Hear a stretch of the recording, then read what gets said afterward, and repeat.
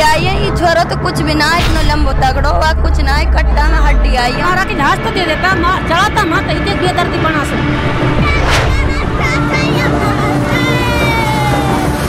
भाजपा सरकार, जब से आप लोग आए हो, आप लोग गुलाम हमारी हत्या करा रहे हो।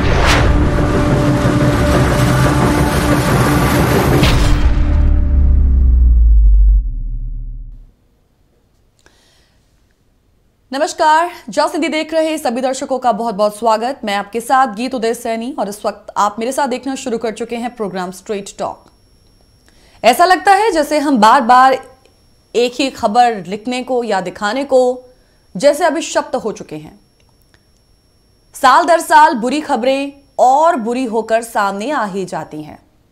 अब दरअसल भरतपुर के दो लोगों जुनैद और नासिर की हत्या के मामले में जिस तरह के फैक्ट्स सामने आ रहे हैं वो बड़े ही तकलीफ देह हैं और वो बताते हैं कि हमारी व्यवस्था किस तरह से अपराधियों के साथ ही मिलकर काम करती है। अगर आप जुनैद नासिर के मर्डर केस को अभी तक नहीं जानते हैं तो अब जान लीजिए। हम आपको बताना चाहते हैं कि बीते मंगलवार को जुनैद और नासिर अपनी बोलेरो से भरतपुर से निकले थे। बुधवार को लौटते समय उन्हें अगवा किया गया। नूह में इनकी जमकर पिटाई की गई और फिर पीटने वाले इन्हें लेकर थाने गए कि इनको गौ तस्कर होने के आरोप में गिरफ्तार किया जाए। अब आपको एक बार फिर से बताना चाहते हैं, गौ तस्करी के शक में दोनों की बुरी तरह से पिटाई हुई। पिटाई में जुनैद नासिर बुरी तरह से घायल हो गए। फिर आरोपी दोनों को लेकर फिरोजपुर झीरका थाने ले गए। वहां पर एक आरोपी मौजूद, रिंकू, चाहता था कि पुलिस उन्हें गिरफ्तार कर ले। हरियाणा पुलिस ने उस वक्त अपने दोनों हाथ खड़े कर लिए और उन दोनों को ले जाने को कहा। फिरोजपुर झिरका थाने के पुलिस अधिकारियों ने कहा, थाने वालों ने बुरी तरह से लहूलुहान जब इन दोनों लोगों को देखा तो कहा कि इन्हें वापस ले जाओ, इस हाल में इन्हें नहीं रखा जा सकता। कुछ देर बाद दोनों की मौत हो जाती है और इसके बाद शवों को ठिकाने लगाने के लिए इन्हें भिवानी लेकर ले जाया जाता है और इनकी गाड़ी सहित जला दिया जाता है। गाड़ी के चेसिस नंबर से पहले गाड़ी की और फिर इन दोनों की पहचान हो पाई। आरोपियों को लगा कि किसी तरीके का कोई सुराग नहीं रहने देंगे, गाड़ी जला देंगे और साथ ही साथ दोनों को जला देंगे, लेकिन चेसिस नंबर से, गाड़ी के चेसिस नंबर से पहले गाड़ी की और फिर इन दोनों की पहचान हो गई। अब आप देखें कि यहां पर कुछ देर रुकना चाहिए और फिर विचार भी करने की जरूरत है। फिरोजपुर झिरका थाने की हमने बात की, जहां पर इन दोनों प्रताड़ित लोगों को ले जाया गया, जुनैद और नासिर को। फिरोजपुर झिरका थाने के पुलिस कर्मियों को क्या लगता है आपको, अब यहां पर क्या करना चाहिए था? कानून का तकाजा यह है कि पहले वो इन पिटे हुए दो लोगों को, लाने वालों को गिरफ्तार करते कि ये गौ तस्कर हो या कुछ और हो, इन्हें इस बुरी तरह से मारने का हक तुम्हें किसने दिया है। ये पीड़ितों को अस्पताल पहुंचाने की व्यवस्था करते, लेकिन उन्होंने उस वक्त ऐसा कुछ नहीं किया। उन्होंने बस सबको उसी वक्त निकल जाने को कह दिया। अब सवाल ये कि क्या पुलिस तंत्र को ऐसे काम करना चाहिए? इन अपराधियों को यह हौसला आखिर मिला कैसे कि वो खुद थाने पहुंचकर इन लगभग मरे हुए, अधमरे हुए लोगों के खिलाफ एफआईआर दर्ज करने को कहने लगे और उन्हें गिरफ्तार कहने को करने लगे? इन सवालों के जवाब अब सामने आ रही नई जानकारियों में है। हरियाणा पुलिस का रिकॉर्ड बताता है कि जुनैद और नासिर की हत्या और उनके शव को जला डालने के आरोपियों का दरअसल हरियाणा पुलिस से पुराना मेल जोल रहा है। वो गौ रक्षक की भूमिका में पुलिस के लिए गुप्तचर का काम करते रहे हैं और सो कॉल्ड गौ तस्करों के खिलाफ केस दर्ज करवाते रहे हैं। वो पुलिस के अपने आदमी हैं जिनसे इस बार यह दुर्घटना हुई कि उनकी पिटाई की वजह से दो लोगों की मौत हो गई, वरना इस बार भी वो मुखबिर बने रहते और गौरक्षा के काम में लगे रहते। सवाल है ये लोग कौन हैं और पुलिस इन पर इतनी मेहरबान क्यों है? जुनैद नासिर जिनकी हत्या हो गई, जिन्हें प्रताड़ित किया गया, गौ तस्करी के नाम पर उन्हें प्रताड़ित किया गया है। जुनैद नासिर के परिवार ने जिन 5 लोगों के अब नाम दिए हैं उनमें सबसे प्रमुख है मोनू मानेसर। अब मोनू मानेसर कौन है? मोनू मानेसर दरअसल बजरंग दल जिला प्रमुख है और इस वक्त टेलीविजन स्क्रीन पर आप देख सकते हैं मोनू मानेसर की ये वीडियो जो उसने खुद ही कभी बनाई थी। तो जैसा हम कह रहे हैं कि बजरंग दल जिला प्रमुख है और माना जा रहा है कि जब आरोपियों ने आरोपी जेल से माफ कीजिए थाने से निकले तो उसके बाद मोनू मानेसर को कॉल किया जाता है और उसके बाद आगे क्या करना है वो सब उससे पूछा जाता है। तो मोनू मानेसर हालांकि इन सबसे इनकार कर रहा है कि ऐसा कुछ भी नहीं है, लेकिन मोनू मानेसर का नाम बीच में आ रहा है। और मोनू मानेसर कौन है इस वक्त आप खुद ही अंदाजा लगा सकते हैं इस वीडियो को देखकर जो कार में बनाई गई है।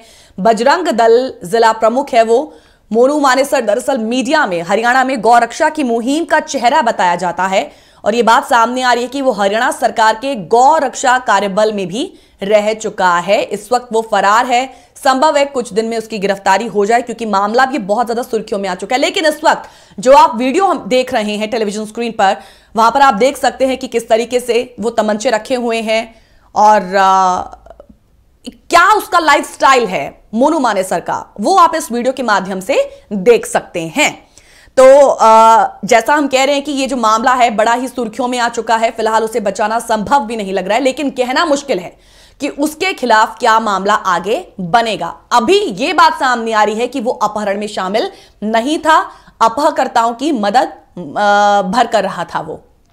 मगर सवाल यहां पर नासिर जुनैद की हत्या और इसके आरोपियों का भी नहीं है, ये उस परेशान करने वाली आज प्रवृत्ति का बन चुका है, उस परसेप्शन का बन चुका है जो पिछले कुछ सालों में मजबूत होती जा रही है।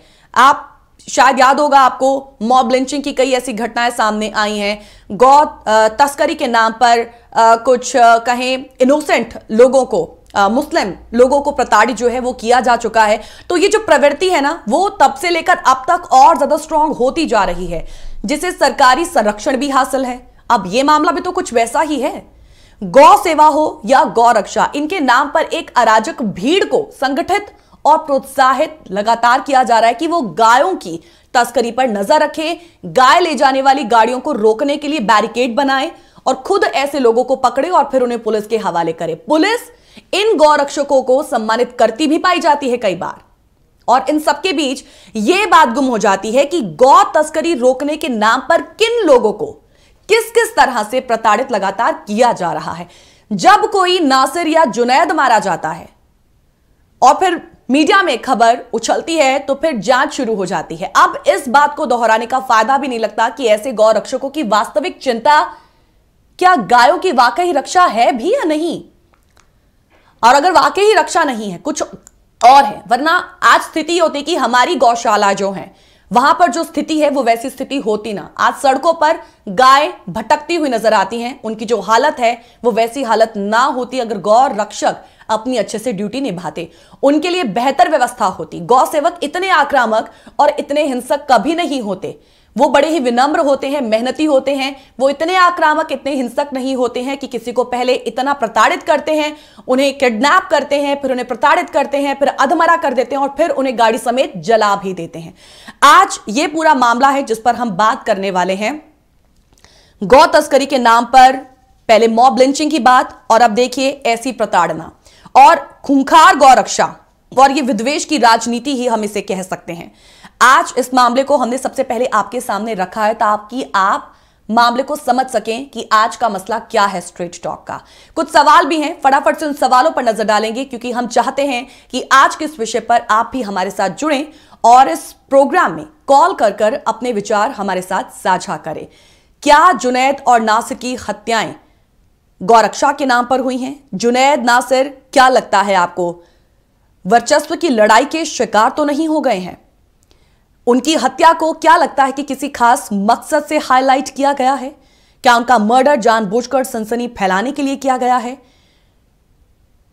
और सबसे बड़ी बात जो हमने बहुत ही प्रोग्राम के बिगिनिंग में रखी कि अधमरी हालत में आरोपी जो है वो उन्हें झीरका थाने ले जाते हैं और पुलिस का उस वक्त क्या रवैया रहा, पुलिस इतनी मेहरबान उन पर क्यों हुई?